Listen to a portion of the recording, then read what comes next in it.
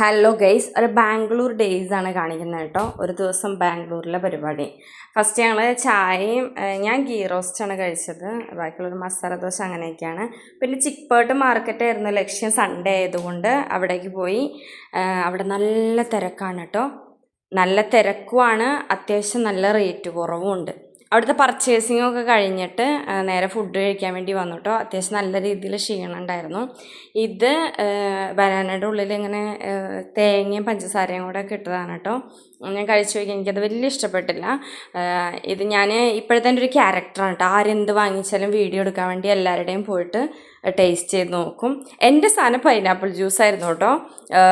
ചെറുതായിട്ടൊന്ന് നൈസായിട്ടൊന്ന് ചീറ്റിപ്പോയി, കാരണം മധുരമില്ല, ഭയങ്കര വെള്ളമായിരുന്നു. എന്നാലും ആശ്വാസം, ഭയങ്കര ചൂടല്ലേ. ആകെ കൂടി എനിക്ക് ബാംഗ്ലൂർ വന്നിട്ട് കഴിക്കാനായിട്ട് പറ്റിയിട്ടുള്ളത് ഈ ഫ്രൈഡ് മോമോസാണ് കേട്ടോ. അടിപൊളിയായിരുന്നു, നല്ല ടേസ്റ്റ് ആയിരുന്നു. അങ്ങനെ ഞങ്ങൾ അതൊക്കെ കഴിച്ച് വൈകുന്നേരത്തെ ട്രെയിനിന് പോകുന്നു കേട്ടോ. അത്യാവശ്യം നല്ല ലഗേജ് ഉണ്ടായിരുന്നു. എനിക്ക് തോന്നുന്നു ഒരു 10 കിലോമീറ്ററോളം നടന്നിട്ടുണ്ട്. അത് കാരണം നല്ല ക്ഷീണം ഉണ്ടായിരുന്നു കേട്ടോ. നേരെ റെയിൽവേ സ്റ്റേഷനിൽ വന്ന് ഈവനിങ് ഫുഡ് കഴിക്കാമെന്ന് വിചാരിച്ചാണ് നൂഡിൽസ് കഴിക്കാത്ത ഞാൻ അത് ഓർഡർ ചെയ്തു. പക്ഷേ ഇൻ്റർനാഷണലി ഫ്ലോപ്പായിപ്പോയി. നല്ല എരിവായിരുന്നു. എരിവ് മാത്രം ഉണ്ടായിരുന്നുള്ളൂ. അത് നൂഡിൽസാണ് എന്താണെന്നുള്ളത് എനിക്ക് മനസ്സിലായില്ല. ഇതിലും ഭേദൻ്റെ KGF-ലെ ഫുഡായിരുന്നു.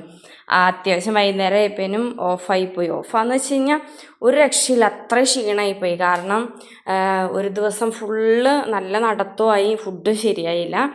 അങ്ങനെ 8 മണിക്കത്തെ ട്രെയിനിന് ഞങ്ങളൊരു 6 മണിയായപ്പോൾ ട്രെയിനിനകത്ത് കയറിയിരുന്ന കാരണം സീറ്റ് കിട്ടി.